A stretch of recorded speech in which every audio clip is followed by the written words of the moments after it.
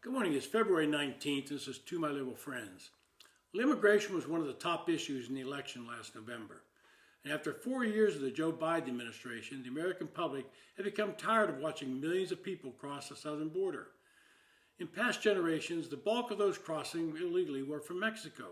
And while Mexico still has a significant number of crossings, they're a diminishing percentage.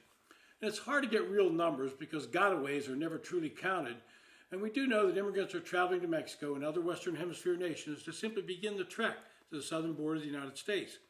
According to the Pew Institute, there are over 11 million illegal immigrants now living in the United States. And this does not count the close to 1 million that were paroled in the United States under programs approved under Biden administration. From 2019 to 2022, the unauthorized immigrant population of nearly every region of the world grew. The Caribbean, South America, Asia, Europe, Sub-Saharan Africa all saw major increases. Immigrants crossing the border have been coached to claim asylum, and there are NGOs out there handing out pieces of paper telling them how to do it. I think there's a general understanding that the vast majority of them are crossing the border seeking some form of economic gain. And I understand that, but we as a nation cannot absorb everybody who thinks they're going to do better economically here. If safety and asylum are what they were seeking, why not stop in nations like Panama or Costa Rica? Very safe countries. But under the Biden administration, the overwhelming majority of illegal immigrants were processed and released into the country. They were given a notice to appear before an immigration judge at some time in the future. The reality is this could take years. It took Texas Governor Abbott sending them around the country to make it an issue throughout the country. Now you have major cities like New York, Chicago, Boston struggling with migrant populations and the costs that accompany them. But the results of the elections changed much of that.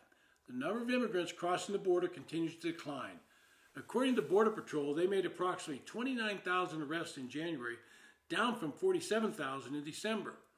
The bulk of these arrests were in the early part of the month before Trump took office. Immigrants are starting to realize that the policies of the U.S. have changed and the likelihood of just being released into the country are much less. Border Patrol officials have said that the administration's new policy of completely ignoring asylum claims, the legality of which is going to be challenged in the court, has meant that migrants, no matter their circumstances, can be quickly deported back to Mexico or loaded onto removal flights to their country of origin.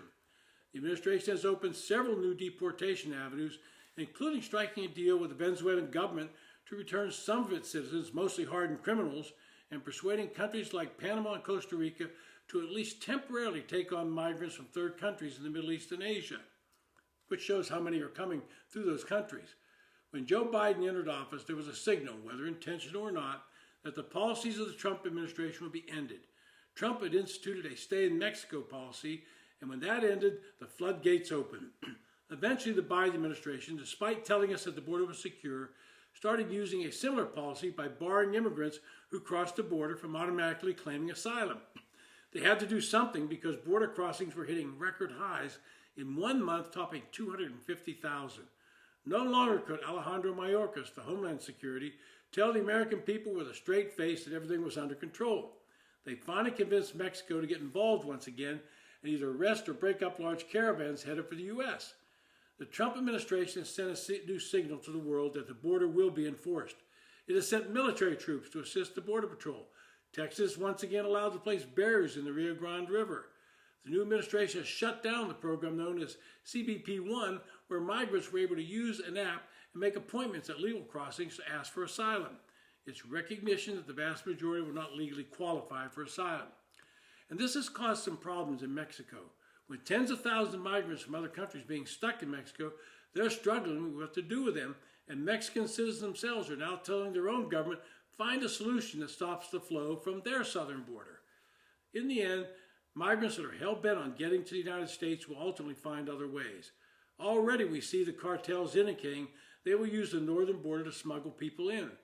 It is for this reason that President Trump has been very strong and forceful in language to both Mexico and Canada, that they must both step up their own enforcement.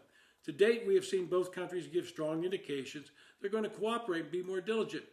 Time will tell if these efforts are successful, but once again, it is President Trump living up to a campaign promise, and that certainly befuddles Democrats and it angers them. This has been To My Liberal Friends. Thanks for listening.